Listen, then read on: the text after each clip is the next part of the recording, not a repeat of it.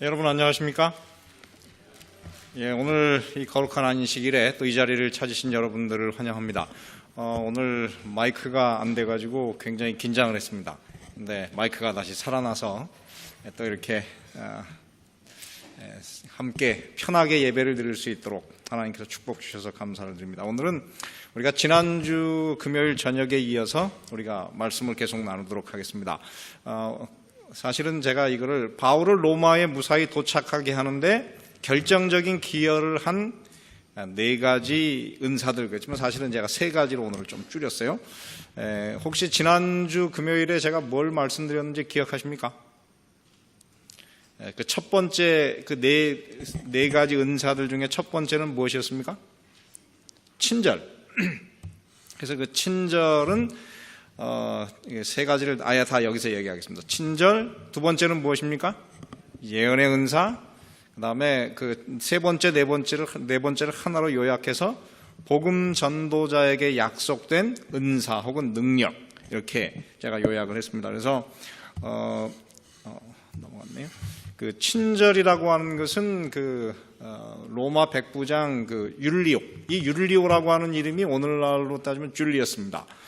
아마 그 사람들은 이 사람이 그 로마 백부장이 그 사람이 로마 시민권을, 원래 종이었다가 로마 시민권을 받을 때가 줄리어스가 아마 그 나라의 황제였을 것이다. 그래가지고 그것을 기념해가지고 그 사람 이름을 줄리어스라고 이름을 지었을 것이다. 이렇게 얘기를 합니다. 그래서 이 사람이 바울을 친절하게 대했다. 그런데 그 친절이라고 하는 단어를 헬라어로 그냥 쓰는 것이 무엇입니까?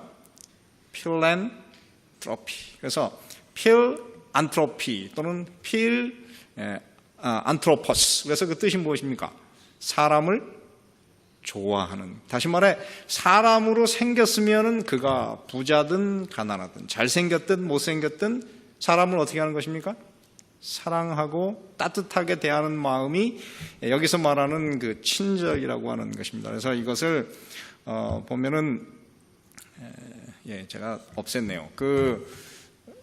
누구냐면은 그 멜리데 섬에 있는 그 토인들, 토인이라고 했지만 그 토인이라고 하는 것이 사실은 발바로스. 그래서 말이 발바바바 이렇게 자기들이 듣지 못하는 언어를 얘기하는 사람이라. 그래서 이 원주민들이 특별히 그 동정을, 바울과 그 물에서 이게 건짐을 받은 사람들 특별히 동정해서 불을 피우고 그들을 대접했다 하는 그 이야기가 나오는데, 거기서 동정이라고 하는 단어도 똑같이 필안트로포스, 그래서 사람을 좋아하는 것. 근데 이 사람을 좋아하는 이 은사는 예수님을 믿었기 때문에 생기는 것은 아니에요.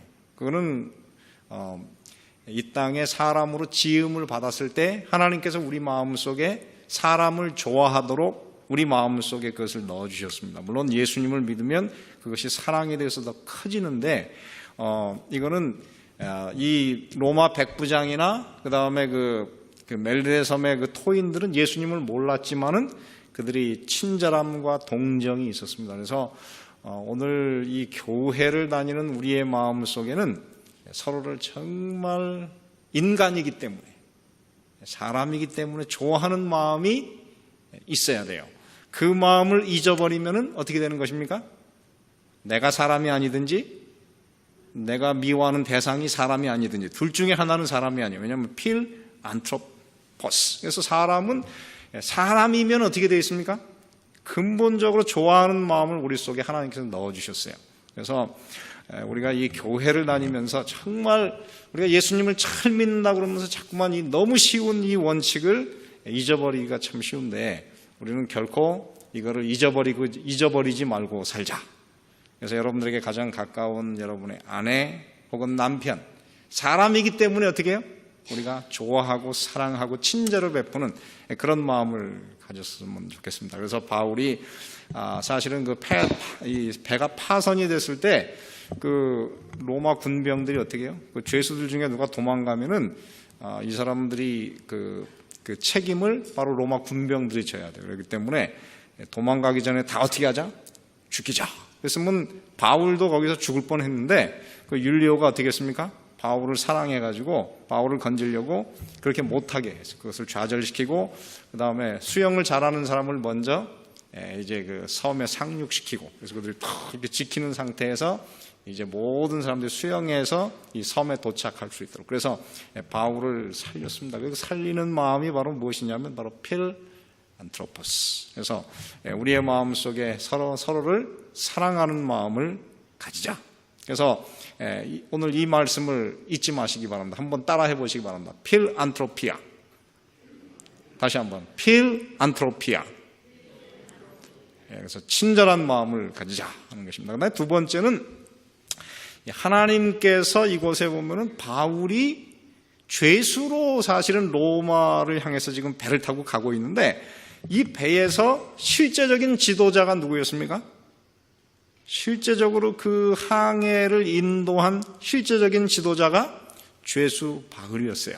그럼 바울이 어떻게 지도자의 역할을 하게 되는가? 그것이 바로 하나님께서 그에게 주신 예언의 은사입니다. 그래서 이곳에서는 바울이 사도의 그 여러 가지 기능이 있는데, 이곳에 나타나는 그 바울이 가지고 있는 그 기능은 선지자의 기능이에요. 선지자는 어떤 사람입니까? 어떤 곳에서는 선견자, 그래서 미리 먼저 보는 사람, 혹은 미리 아는 사람. 그런데 그래서 이 선지자의 기능 때문에 이 앞으로 배가 어떤 일을 당할 것인지 바울이 다 알고 있어요. 그래가지고 그것을 이렇게 이야기하고, 그래서 낙담에 빠진 사람들을 다 격려해서 그들을 다 살게 만들어요. 그래서 그 이야기가 오늘 여기에 기록되어 있습니다. 한번 이제 그 말씀을 읽겠습니다. 사도행전 27장 8절부터 11절에 보면, 간신히 그 연안을 지나 미항, 이 미항이라고 하는 것이 영어로는 fair havens. 그래서 여러분 항구 중에서 havens라고 하는 단어가 많잖아요. 그래서 이 아름다운 항구라고 하는 곳입니다. 그래서 그곳의 이름이 라세아 성에서 가깝더라. 그 다음에 여러 날이 걸려 무엇이 지났습니까? 금식하는 절기가 지났으므로 행선하기가, 즉 배를 타고 여행하기가 굉장히 위태했다. 그러니까 위험하다. 그런 뜻이에요. 그래서 여기서 말하는 그 금식하는 절기가 무엇입니까? 유대인의 절기 중에 금식하는 절기가 무엇이죠? 나팔절과 그 다음에 대속죄일. 대속죄일은 금식하면서 아무것도 먹지 않잖아요. 그래서 오직 자기들의 죄를 생각하게 하고 회개하는 그런 절기가 바로 여기서 말하는 금식하는 절기입니다. 그래서 이 금식하는 절기 대속죄일이 1년에 어느 때쯤 있습니까? 10월 말이나 11월 달에 있어요. 그래서 이 금식하는 절기가 얼만큼 지났는지 여기는 알 수가 없습니다. 다만 금식하는 절기가 지났으니까 그 시간이 언제입니까? 이 시간이 겨울이에요, 겨울. 그래서 헬라어로 겨울 그러면은 우리가 윈터라고 번역도 하지만 이거를 다른 말로는 스톰이라고 하는 말로도 번역할 수 있어요. 그래서 그 당시에 이 바닷가에는 겨울에는 무엇이 많이 불었습니까? 태풍이 많이 불었어요. 그래서 이 대속죄일이 지나면서 이제 겨울이 되면은 여행하지 않아요. 배를 타고 여행하는 것은 굉장히 위험한 상황입니다. 그래서 여기에서 이 절기가 그 시간이 되었으므로 그때는 어디 여행을 하다가 배를 타고 여행을 하려고 하면은 과동, 겨울을 한 항구에 머물러서 겨울이 지날 때까지 배로 여행하지 않는 그런 때였어요. 그래서 여기는 여행하면 안 되는 그런 상황이었습니다. 그래서 바울이 저희를 권하여 10절 말하되 여러분이여 내가 보니 이 행선이 화물과 배만 아니라 우리 생명에도 무엇과 타격과 많은 손해가 있으리라. 이 바울이 이렇게 예언을 했습니다. 이 예언은 사실은 바울은 그냥 예언한 것이 아니고 어떻게 했습니까? 그런 이것을 하나님을 통해서 미리 계시로 봤기 때문에 이야기를 했습니다. 그런데 11절에 보면은 백부장이 선장과 선주의 말을 바울의 말보다 어떻게 했습니까? 더 믿었다. 자, 그 다음에 계속 읽겠죠. 하나를 더 읽겠습니다. 그 다음에 14절 보면은 얼마 못되어 섬 가운데로 유라굴로라 하는 광풍이 대적하니 배가 밀려 바람을 맞추어 갈 수가 없어 가는 대로 두고 쫓겨가다가 가우다라는 작은 섬 아래로 지나 간신히 거루를 잡아 끌어올리고 줄을 가지고 선체를 둘러 감고 스루디스, 이게 스루디스라고 하는 건 오늘 모래톱, 모래가 이렇게 쌓여가지고 이제 배가 이렇게 턱 걸려가지고 움직일 수가 없는 그런 곳에 걸릴까 두려워 연장을 내리고 그냥 쫓겨가더니 우리가 풍랑으로 심히 애쓰다가 이튿날 사공들이 짐을 바다에 풀어버리고 사흘째 되는 날에 배의 기구를 저희 손으로 내어버리니라. 여러 날 동안 무엇과 해와 달이 보이지 아니하고 큰 풍랑이 변하지 않고 그대로 있음에 구원의 무엇이 여망, 소망이 다 없어졌다. 자, 오늘 그래서 이 말씀을 가지고 이제 보겠습니다. 여기에 보면은 여기에 그 Fair Havens, 다시 말해 미항이라고 하는 곳이 있습니다. 그죠? 이것이 이거 지금의 그 크레타라고 하는 그 지중해 섬인데요. 거기에서 이제 그 미항이라고 하는 항구에 있다가 이 항구가 너무 작으니까 그쪽에 저쪽에 보면 베닉스라고 되어 있지만 이것은 오늘날로 영어로 발음한다면 피닉스예요. 피닉스. 피닉스라고 하는 곳에 가서 겨울을 나자 이렇게 얘기를 했습니다. 그래서 이 거리가 얼마나가 되느냐면 사실 제대로 갔다 그러면 몇 시간이면 갈 만한 짧은 거리였어요. 근데 그 짧은 거리를 가는데 어떻게 했습니까? 배가 풍랑을 만나가지고 유라글로라고 해서 광풍이라고 해서 이 광풍을 만나가지고 그 짧은 거리를 가지 못하고 약 15일 동안을 헤매게 됩니다. 굉장히 헤매게 되는 그런 상황을 맞게 되었습니다. 그래서 여기에 보면은 이것이 오늘날 그 미항, Fair Havens의 사진입니다. 그래서 보면은 이 항구가 이렇게 아주 정말 작은 항구이고 아주 이렇게 오목하게 들어가지고 배는 아주 이렇게 이 겨울을 나기가 좋지만은 너무 작아가지고 큰 배들이 겨울을 나기는 힘들었다 그래요. 그래서 좀 큰 배, 276명이 탈 만한 큰 배니까 좀 큰 항구인 그 피닉스로 가서 겨울을 나자. 그래서 이제 피닉스로 갔는데 이 피닉스의 사진이 지금 사진이 이런 사진입니다. 그래서 이곳까지 이제 가려고 했는데 바울이 그때 뭘 봤습니까? 지금은 가서는 안 된다. 그렇게 얘기했는데 문제는 거기에 이제 그 사람들이 어떻게 했습니까? 바울의 말을 믿지 않았어요. 그래가지고 그 배가 심한 풍랑을 만나서 좌초하게 되는 그런 상황입니다. 그래서 요즘에 여러분 한국의 그 세월호가 침몰하면서 제일 많이 나온 그 문구가 이런 문구가 있답니다. 침몰하는 대한민국호 무엇이 없다? 선장이 없다.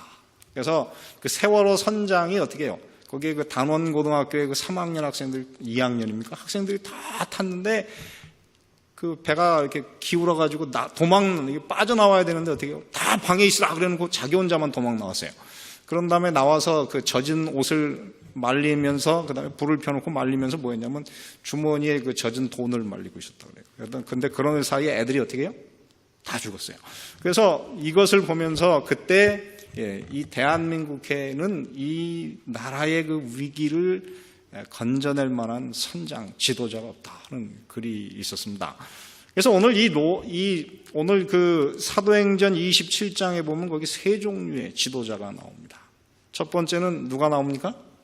로마 백부장. 로마 백부장은 로마에게서 이게 권위를 받은 사람에게서 최종 결정, 갈 건지 말 건지 최종 결정을 하는 힘은 로마 백부장에게 있습니다. 그런데 이 로마 백부장은 바울을 굉장히 친절하게 대했지만은 아직은 무엇이 없습니까? 이 사람은 예언의 은사를 받았다는 것을 참 믿지 않는 사람이에요. 무신론자일 수도 있고 아니면 하나님을 알지 못하는 사람이기 때문에 초자연적인 것을 믿지 않기 때문에 이 사람은 그날 갈 것인가 말 것인가 다 모여서 결정하는데 어떤 의견을 받아들였습니까? 합리적인 여론, 모든 사람들이 다 이게 좋습니다 하는 여론을 중시하는 지도자입니다. 오늘날 아마 나왔으면 이 사람은 굉장히 인기 있는 지도자가 됐을 것입니다. 현대의 정치는 다 무엇입니까? 여론을 따라서 하는 정치예요. 그런데 이 여론이라고 하는 것이 항상 옳지는 않아요. 그것이 사람을 편하게 하지만 때때로는 여론이 아닌 선견지명을 갖는 것이 굉장히 중요해요. 그래서 이 사람은 그날 이 배를 위기에 몰아넣은 그 장본인이 됐습니다. 두 번째는 여기에 누가 나옵니까? 선장과 선주가 나와요. 이 선장과 선주는 어떻게 했습니까? 이 배는 너무, 이 항구, 이 미항은 너무 작으니까는 우리가 늘 이 길을 다녀보니까는 여기서 3시간, 한 서너 시간만 가면 무엇이 있어요? 피닉스라고 하는 아주 좋은 항구가 있으니 거기에 가서 겨울을 하자. 이 사람들은 어떤 사람들입니까? 이 지도자들은 경험이 최고다. 이렇게 생각해요. 근데 여러분, 경험이라고 하는 것은 이 세상은 경험이 참 중요하긴 하지만 경험하지 않은 것을 만날 때는 아무 소용이 없어요.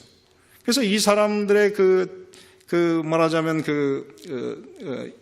지도도, 이 사람들의 주장도 이들의 문제를 사실은 위기로 빠뜨리고 말았어요. 그 다음에 이곳에 보면 누가 나옵니까?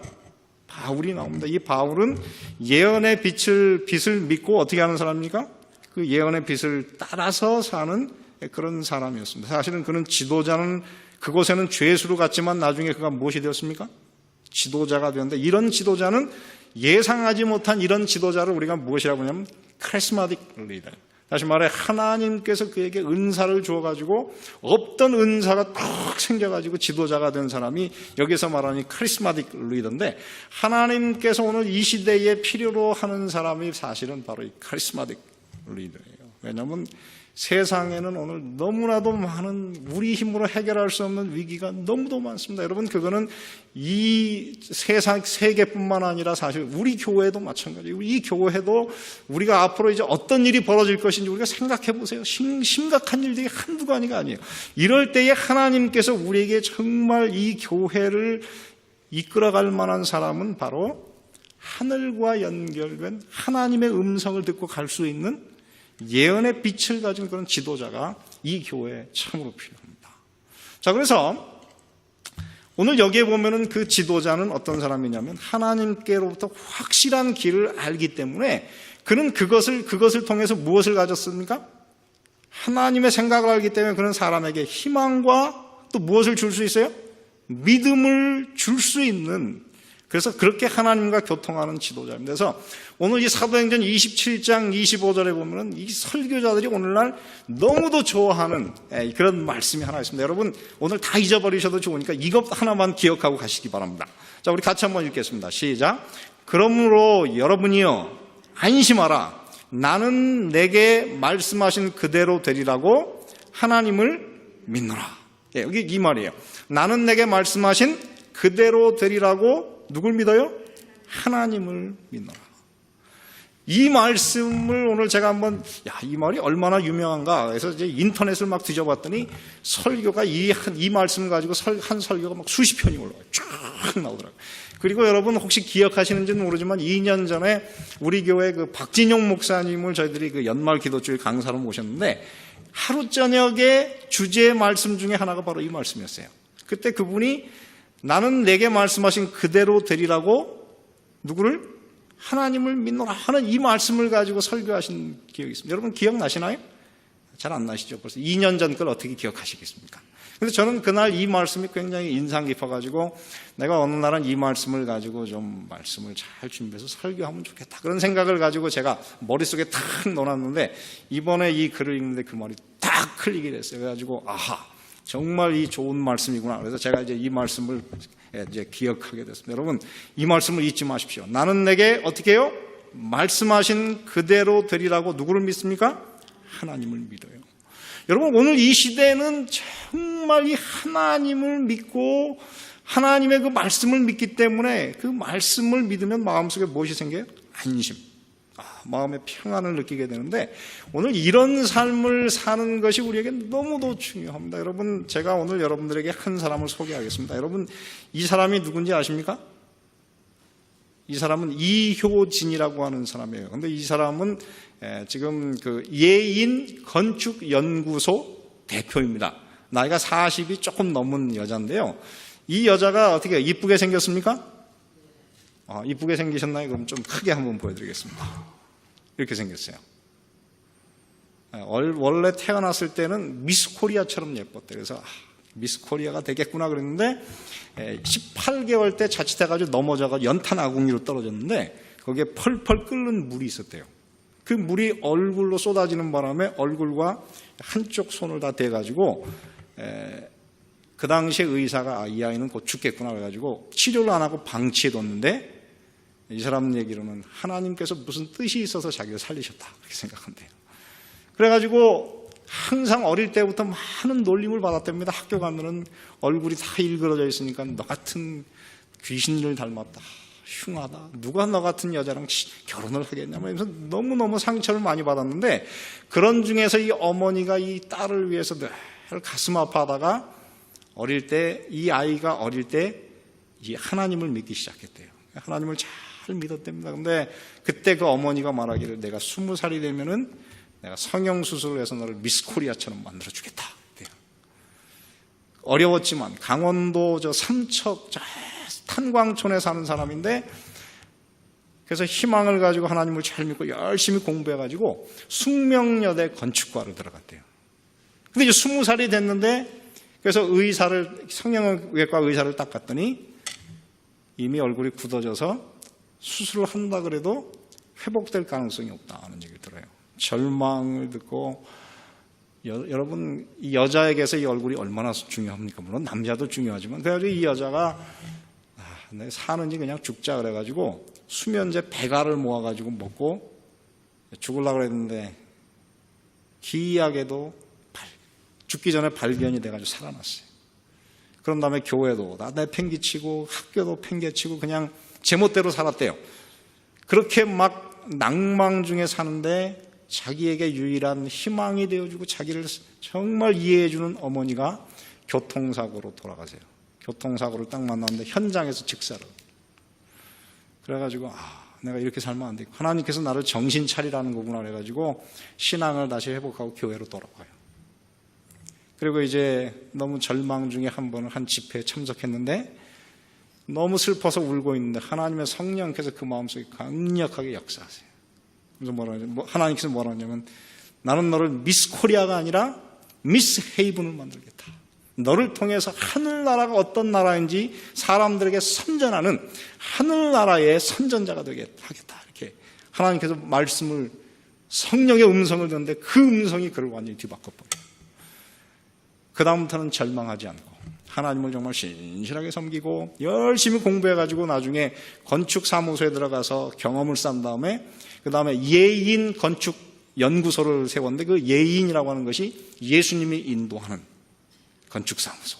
얼마나 멋있습니까? 그래가지고 정말 잘했어요. 그리고 자기가 그런 모든 경험들을 담아가지고 이제 책을 하나 썼습니다. 그 책이 뭐냐면 내 약함을 자랑하라. 그 밑에 보면 뭐라 그러냐면은 나는 하늘미인 미스 헤이븐입니다. 이렇게. 그래서 하늘을 선전하는 그런 사람이 됐답니다. 그래서 절망에 빠진 사람, 재소자들 여러 사람에게 간증을 하고 다닙니다. 그러면서 기업도 점점 잘 되고 마음속에 그늘이 없는 이 여자를 보면서 사람들이 큰 위로를 받아요. 그래가지고 그 자기의 경험을 쓴 책이 바로 내 약함을 자랑하라는 이 책입니다. 근데 이 책이 한국에서 굉장히 많은 사람에게 읽혔대요. 그래서 이제 그러는 중에 이 여자의 마음속에 하나님, 나를 정말 사랑해줄 미스터 헤븐을 만나게 해주십시오. 이렇게 결혼에 대한 꿈을 꾸기 시작했답니다. 그래서 그 사람의 이름을 뭐라고 지었느냐면 자기는 용호 씨. 용호라고 하는 뜻이 뭐냐면 하늘에서는 호랑이보다도 더 용감한 사람. 그래서 그 뜻을 용호 씨. 이름을 알지 못하는 어떤 사람을 위해서 그가 매일 연애 편지를 쓰면서 기도했대요. 근데 1년이 못 지나서 한 남자가 이 책을 읽고 너무 감동받았다고 좀 만나자고 이렇게 좀 이야기를 나누고 싶다 그래서 이제 그 편지를 받아가지고 만났는데 자기보다 나이가 6살 어린 전도사님이었고 결국 두 사람이 결혼하게 돼가지고 지금 애를 둘 가지게 됐어요. 그래서 그 사람의 그 이야기가 이렇게 쫙 기록했는데 그 이야기가 뭐냐면 그는 하나님을 안다고 하는 것, 하나님을 믿는다고 하는 것이 얼마나 자기의 삶에 도움이 됐는지를 쭉 간증한 이야기가 여러분 인터넷에 보면 많이 있습니다. 이 사람의 간증이 많은데 한번 들어보시기 바랍니다. 여러분 하나님을 믿는다고 하는 것은 그런 것입니다.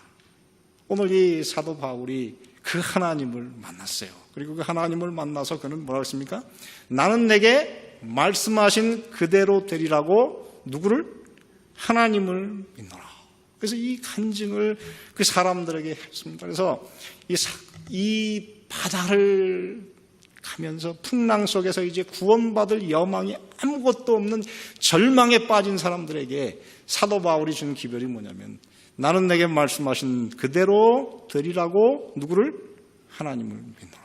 사람들에게 희망을 주는 그런 지도자가 됐습니다. 여러분, 오늘 이 교회에 필요한 사람은 많이 아는 사람도 아니고, 오늘 이 교회에 필요한 사람은 하나님을 만나고 하나님의 뜻대로 살아가는 그런 지도자가, 그리고 그런 그리스도인이 이 교회에 필요합니다. 저는 여러분 모두가 다 바로 미스터 헤븐, 미스 헤븐, 하나님을 만난, 그리고 믿음대로 살아가는 그런 그리스도인들이 되시기를 간절히 바랍니다. 자, 여기 보면 이제 그 사람은 어떤 사람이냐면은, 이 사도 바울은 빚을 가졌기 때문에 어떻게 해요? 사람들에게 격려를 하고 사람을 살리는 그런 지도자가 됐습니다. 왜냐하면 14일 동안 아무것도 못 먹고 이제 사람들이 너무 풍랑이 심해가지고 이제는 구원받을 여망이 없다 그래서 밥을 먹지 않았대요. 그래서 그 다음에 33절에 보면 이렇게 기록됩니다. 날이 새어가며 바울이 여러 사람을 음식 먹으라 권하여 가로되 너희가 기다리며 먹지 못하고 줄인 지가 오늘까지 얼마인즉 열나흘인즉 음식을 먹으라 권하노니 이것이 너희 구원을 위하는 것이요 너희 중 머리털럭 하나라도 잃을 자가 없느니라 하고 떡을 가져다가 모든 사람 앞에서 하나님께 축사하고 떼어 먹기를 시작하며 저희도 다 어떻게 했습니까? 안심하고 받아먹으니. 바울이 하나님께서 우리를 구원할 거야, 그러니까는 안심하라고 그랬지만 사람들이 어떻게 안심하지 못하고 밥을 못 먹어요. 그런데 문제는 이제 조금 있으면 이 배가 어떻게 해요? 스르디스, 모래톱에 걸려가지고 섬까지 이제 부서진 배의 조각을 붙들고 헤엄쳐서 가야 돼요. 근데 그 거리가 짧지 않거든요. 여러분, 그렇게 가려고 그러면 어떻게 해야 됩니까? 헤엄을 쳐서 꽤 먼 거리를 가려고 그러면 무엇이 필요합니까? 에너지가 필요해요. 에너지가 없다 그러면 가다가 어떻게 해요? 다 힘이 빠져서 물에 빠져 죽을 거예요. 그러므로 이 사도 바울이 오늘 하는 이 말은 하나님의 계시의 말씀에서 비춰볼 때 굉장히 중요한 것입니다. 하나님께서 우리를 구원하실 약속을 가졌지만 우리가 그것에 반응하지 않으면 안 돼요. 그래서 바울은 이 사람들을 일으켜서 이제 음식을 먹게 그들을 격려해야 돼요.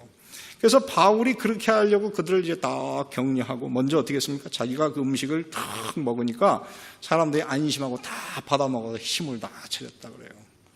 그런 다음에 그 다음에 보면 이렇게 기록했습니다. 사도행전 27장 44절에 보면 그 남은 사람들은 널조각 혹은 배물건에 의지하여 나가게 하니 마침내 사람들이 어떻게 했습니까? 다 상륙하여 뭘 얻었습니까? 구원을 얻었습니다. 그렇습니다. 하나님께서 오늘 이 교회를 위해서 정말 일으키는 지도자들은 바로 이런 분들이 되셨으면 좋겠어요. 여러분, 우리가 믿음으로 사시기 바랍니다. 믿음으로 살면 여러분이 지도자가 안 되려고 해도 지도자가 될 수밖에 없어요. 그것이 하나님의 계획입니다. 여러분, 그래서 믿음대로 사는 사람, 그런 분이 되셔서 여러분, 많은 사람들에게 우리의 믿음이 유익을 주고 구원을 줄 수 있는 그런 그리스도인들이 다 되시기를 간절히 바랍니다.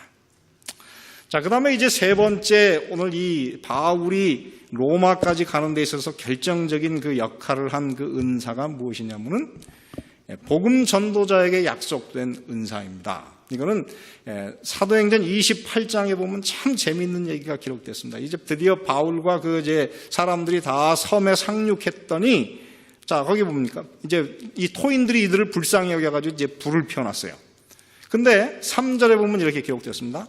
바울이 한뭇 나무를 거두어 불에 넣으니 뜨거움을 인하여 독사가 나와 그 손을 물고 있는지라. 토인들이 이 짐승이 그 손에 달림을 보고 서로 말하되 이 진실로 이 사람은 누구로다? 살인한 자로다.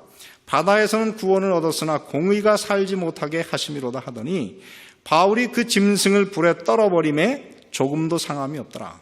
그가 붙든지 혹 갑자기 엎드러져 죽을 줄로 저희가 기다렸더니 오래 기다려도 그에게 아무 이상이 없음을 보고 돌려 생각하여 말하되 무엇이라? 신이라 하더라. 자, 그래서 오늘 여기서 보면은 사도 바울이 이제 사람들이 다 추워하니까 어떻게 해요? 봉사자였기 때문에 이제 나무를 이렇게 갖다가 불에다가 탁 넣었는데 그 나무 속에 무엇이 있었습니까? 무서운 맹독을 가진, 아마 이 뱀에 물리면은 여기는 해독제가 없는 그런 뱀이에요. 그래서 그게 어떻습니까? 딱 던지니까는 불 속에서 뜨거우니까 뱀이 쫙 올라와가지고 어떻게 해요? 바울의 손을 딱 물었대요. 물어가지고 이렇게 들으니까 이렇게 달려있더래요. 근데 이제 보통 같은 사람들이 이 뱀이 얼마나 무서운 줄 알겠다. 저 사람은 이제 죄인이구나. 하나님께서 저를 죽이려고 그러는구나. 이렇게 생각했는데 바울이 뱀을 잡아서 불에다가 딱 던진 다음에 시간이 지나면 다 죽을 줄 알았는데 안 죽어요. 그래서 사람들이 어떻게, 저 사람이 죄인이 아니고 누구라고? 신이라 하더라. 이런 기록이 있습니다. 그 다음에 사도행전 28장 7절부터 10절에 보면 이 섬의 제일 높은 사람 보블리오라고 하는 이가 그 근처에 토지가 있는지라 그가 우리를 영접하여 사흘이나 친절히, 여기도 똑같은 친절히를 하는 사람이 나와요. 그죠? 그 추장인데 그 사람이 친절히. 여기 뜨면 필로프로노스라고 하는데 그 뜻이 뭐냐면은 사려 깊은. 프로노스 그러면 사려 깊은 그런 뜻이고 필로 그러면 사랑이에요. 그래서 그 자체가 똑같은 친절이라고 하는 그 아까 필안트로피아랑 똑같은 말이에요. 그래서 친절하게 유숙하게 하더니 보블리오의 부친이 열병과 이질에 걸려 누웠거늘 바울이 들어가서 어떻게 하고 기도하고 그에게 어떻게 했습니까? 안수하여 낫게 하며 이러므로 섬 가운데 다른 병든 사람이 와서 고침을 받고 후한 예라고 하는 게 영예로 우리를 대접하고 떠날 때 우리 쓸 것을 배에 올렸다. 그래서 이 3개월 동안 이 섬에 있었는데 이 섬에서 어떤 일이 있었냐면 그거는 의료시설, 의료 혜택을 전혀 거의 받지 못하는 곳입니다. 근데 여러분 재밌는 거는 그 중에 이제 그 보블리오 추장의 아버지가 열병과 이질에 걸렸다고. 이질이 어떤지 아시죠? 어떤 것인지 아시죠? 이질은 이질균에 이렇게 음식과 함께 들어가가지고 사람을 감염시키면 배가 아프고 그 다음에 약간 이렇게 점액성의 변을 본다 그래요. 그래가지고 그게 이제 며칠 지나면 나중에 혈변까지 나오는데 그렇게 되면 죽기도 한다 그래요. 옛날에는 많이 죽었다 그럽니다. 그래서 이런 병에 걸린 사람이 있어요. 근데 문제는 이거를 발견했을 때에 거기에 바울이 있었고 바울의 동료 중에 누가 있었습니까? 누가가 있었어요. 누가는 그의 직업이 무엇입니까? 의사예요. 근데 여러분 오늘 이런 상황이면은 누가 진료를 하고 누가 치료를 해야 됩니까? 의사가 치료를 해야 되는데 여기 보면은 이 의사 누가는 한마디 기록도 없고 그는 이제 열심히 그 바울이 하는 일을 기록하는 일에 전념하고 있고 누가 들어갔습니까? 바울이 들어가서 어떻게 하고 있어요? 안수했더니 일어났어요. 제가 며칠 전에 그 송석원 씨 집에 방문을 갔는데 요즘에는 가끔 이제 그 김정식 장로님이 같이 갑니다. 근데 이렇게 가면은 이 김정식 장로님이 안 갈 때는 제가 왕이에요. 그래서 제가 뭐 하고 싶은 말 다 하고 제가 말씀도 주고 기도도 하는데 김정식 장로님이 딱 가면 저는 뭡니까? 저는 이제 한마디 할 말이 없어요. 왜냐하면 제가 뭐 병에 대해서 아는 게 있습니까? 이렇게 탁 나오고 김 장로님이 하시는 말씀은 그냥 다 하시라고 이렇게 제 자리를 딱 내드려요. 제가 이거를 보면서 뭘 느꼈냐면 왜 1세기 때는 의사보다 더 권위 있는 치료자가 누구였습니까? 하나님을 믿는 사람이었어요. 근데 오늘 시대에는 어떻게 왜 의사가 더 높은 자리를 가고 목사는 이렇게 옆으로 권위가 떨어졌어요. 왜 그렇게 됐습니까? 제가 이제 이 말씀을 생각하면서 이렇게 봤습니다. 그랬더니 첫째, 현대의학이 어떻게 됐습니까? 그 사이에 비약적인 발전을 했는데 우리는 옛날이나 지금이나 똑같이 이 성경만 들고 있어요.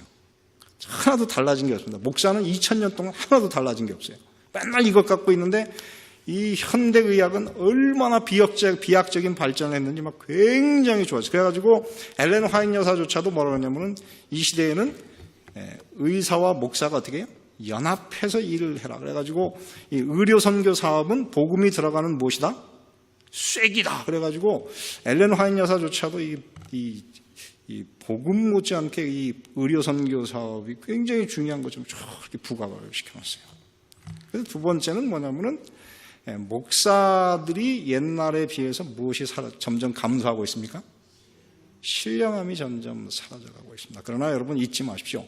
지금 한국에서 제일 유명한 병원 중에 하나에는 거기 뭐라고 써있는 그 많은 의사들이 있는데 입원하는 딱 들어오면 앞에 딱 접수하는데 딱 뭐라고 써 있느냐면은 병은 누가 치료하신다? 하나님이 치료하신다. 이렇게 써놨어요. 그 얘기는 뭐냐면은 의사들도 자기들이 치료할 수 없는 것이 너무 많고 그렇기 때문에 하나님의 역사가 없이는 치료가 안 된다 하는 것을 그들도 알고 있습니다. 그래서 지금 여전히 오늘 이 시대에는 현대의학이 발전되었음에도 불구하고 우리에게 무엇이 필요합니까? 하나님의 능력이 필요합니다. 그래서 세 번째 보면은 바로 이제 이 시대에 이 제7 안식일 예수 재림교회가 말하는 늦은비 성령의 역사는 다시 한번 목사와 의사의 관계를 초대교회처럼 회복시킬 날이 올 것입니다, 여러분. 그리고 그때는 목사뿐만 아니라 모든 우리 그리스도인들이 안수하면은 불치병이 낫는 그날이 올 것입니다. 그러므로 여러분 오늘 그날을 우리 기다려 보시기를 바랍니다. 자, 여기 보면은 이 사도행전에는 이 복음 전도자에게 주신 이 약속을 100% 체험한 사람이 딱 하나 있어요. 거기 사도 바울도 있고 뭐 여러 전도자가 있는데요. 여기에 나타난 그 여러 가지 약속을 문자 그대로 100% 경험한 사람이 딱 하나 있습니다. 한번 읽어볼까요? 또 가라사대 너희는 온 천하에 다니며 만민에게 복음을 전파하라. 믿고 침례를 받는 사람은 구원을 받을 것이요. 참 재밌어요. 믿기만 하면 되는 것이 아니고 믿고 뭘 받아야 돼요? 침례를 받는 사람은 구원을 얻을 거예요. 그죠? 참 중요한. 어떤 사람은 나 세례 받았는데 뭐. 근데 여러분 예수님은 말씀하기 침례를 받아요. 침례를 안 받는 사람은 마치 뭐 같으냐면 사랑은 했지만 뭔 못해요? 결혼은 안 하는 것하고 똑같아요. 그래서 오늘 여기서 분명히 예수님께서 말씀하셨어요. 믿고 어떻게 해요? 침례를 받는 사람은 뭘 얻어요? 구원을 얻을 것이요. 믿지 않는 사람은 정죄를 받으리라. 그 다음에 보세요. 믿는 자들에게는 이런 표적이 따르니 곧 저희가 내 이름으로 무엇을 쫓아내며? 귀신을 쫓아내며. 두 번째, 새 방언을 말하며 뱀을 집으며 무슨 독을 마실지라도 해를 받지 아니하며 병든 사람에게 손을 얹은 즉 나으리라. 네 가지 얘기가 있는데 이 네 가지를 다 체험한 사람이 딱 하나 있습니다. 누굽니까? 사도 바울이에요. 자, 이 사람들이 귀신을 쫓아냈습니다. 바울도 귀신을 쫓아냈고, 그 다음에 바울이 방언을 말했습니까? 고린도전서 14장에 보면은 내가 너희 모든 사람들보다 더 많은 방언을 말함으로 내가 얘기한다. 이렇게 얘기했어요. 그래서 바울은 방언도 했어요. 그 다음에 보면은 뱀을 짚고 무슨 독을 마실지라도 해를 받지 않은 사람은 누구밖에 없습니까? 바울과 그 다음에 이 끓는 기름가마에 들어간 요한밖에 없어요. 그리고 병든 사람에게 손을 얹은 나은 사람은 이 모든 이 네 가지 은사를 다 체험한 사람은 누굽니까? 바울이에요. 그래서 하나님께서 오늘 이 시대에 다시 이런 은사를 오늘 우리에게 주실 것입니다. 사랑하는 성도 여러분, 성령 충만하시고 정말 말씀대로 사시고 믿음대로 사는 이런 그 사도 바울과 같은 이 카리스마틱 리더, 정말 하나님의 영이 함께해서 하나님이 인도하시는 그런 지도자, 여러분 그런 분들이 다 되시기를 간절히 바랍니다. 이 교회가 그런 지도자를 갖게 되시기를 바랍니다. 정말 제가 여러분들에게 다행스러운 것은 우리 홍두표 목사님이 얼마 전에 얘기하는데 LA에서 그 미주시조사 2층을 LA 중앙교회가 이렇게 렌트해가지고 매주 화요일마다 거기서 전도회를 했대요. 홍 목사님이 2년간 다니엘 계시록을 쫙 가르쳐가지고 지금 요한계시록 14장까지 끝냈대요. 이번 주에. 그러면서 하는 얘기가 그 경험이 너무 소중한 경험이었다. 많은 사람이 왔고 여러 사람을 침례주는 경험을 가졌다. 그렇게 이야기해요. 그래서 저는 아마 우리 교회에 저보다 다니엘과 요한계시록을 잘 가르치는 좋은 목사님이 이 교회에 오실 겁니다. 여러분, 우리 홍 목사님이 정말 이 교회를 위해서 이 바울과 같은 능력 있는 그런 전도자가 되고, 또 우리 모든 성도들이 우리 홍 목사님 정말 사랑하고, 그래서 제가 있을 때보다 이 교회가 더 크게 부흥하고 발전한다는 얘기가 정말 많은 곳에 들리는 그런 살아있는 교회가 될 수 있도록 그런 역사가 이 교회에 함께 있기를 바라고 오늘 말씀을 마치겠습니다. 은혜로우신 아버지 하나님, 주님께서 사랑하셔서 저희들 이 마지막 시대까지 정말 믿음이 없는 이 시대에 우리 예수님을 믿고 하나님의 말씀의 뜻대로 살고자 하는 마음을 저희 마음속에 넣어주신 주님의 은혜를 인하여 감사를 드립니다. 주님께서 참으로 풍랑 속에서 갈 길을 알지 못하는 그 불쌍한 백성들을 위해서 사도 바울에게 선지자의 은사를 허락하셔서 그 백성들을 인도하시고 그들을 구원하셨던 것처럼 이 절망과 어두움과 갈 바를 알지 못하는 이 어지러운 시대에 우리 제7일 안식일 예수 재림 교회가 바울처럼 이 마지막 시대에 선자의 사명을 가진 교회가 되게 하시고 세상 사람들에게 우리가 가진 이 은사를 통하여 갈 바를 제시할 수 있는 그런 참으로 바울과 같은 신실한 그리스도인이 될 수 있도록 은혜를 베풀어 주시옵소서. 아버지, 오늘 우리에게 믿음을 더하여 주시옵소서. 사도 바울이 그가 고백한 것처럼 나는 내게 말씀하신 그대로 되리라고 하나님을 믿노라고 하는 참으로 흔들리지 않는 참으로 100% 확신한 하나님을 믿는 믿음을 가지게 되었던 것처럼 우리 사랑하는 이 남은 백성들로 하여금 하나님의 말씀을 사모하고 하나님의 말씀에 기록된 그대로 따르며 참으로 그 말씀이 그대로 이루어질 것을 믿는 믿음의 사람들이 될 수 있도록 은혜를 베풀어 주셔서 저희들을 통하여 많은 영혼을 구원하는 하나님의 백성들이 될 수 있도록 은혜를 베풀어 주시옵소서. 사도 바울에게 참으로 복음 전도자의 그 능력과 은사를 부어주셔서 멜리데 섬 사람들을 구원하고 함께 여행했던 사람들에게 살아계신 하나님을 보여주고 전도하여 그들을 구원하였던 것처럼 아버지, 오늘 이 마지막 시대에 올랜도 중앙교회 모든 성도들에게 이런 은사와 능력을 베풀어 주셔서 많은 영혼을 구원하는 살아있는 교회가 될 수 있도록 은혜를 베풀어 주시옵소서. 이곳에 주님을 사모하는 백성들이 끊이지 않게 해주시고 그래서 주님 오시는 그날에 우리가 많은 구원받은 참으로 후사들을 데리고 하나님 앞에 설 수 있는 당신의 백성들이 될 수 있도록 축복하여 주시옵소서. 이 안식일 우리 하나님과 동행하게 하시고 성령을 우리 마음속에 부어주셔서 하나님 안에 사는 거룩한 기쁨이 충만하도록 은혜를 베풀어 주시기를 예수님의 이름으로 기도드리옵나이다.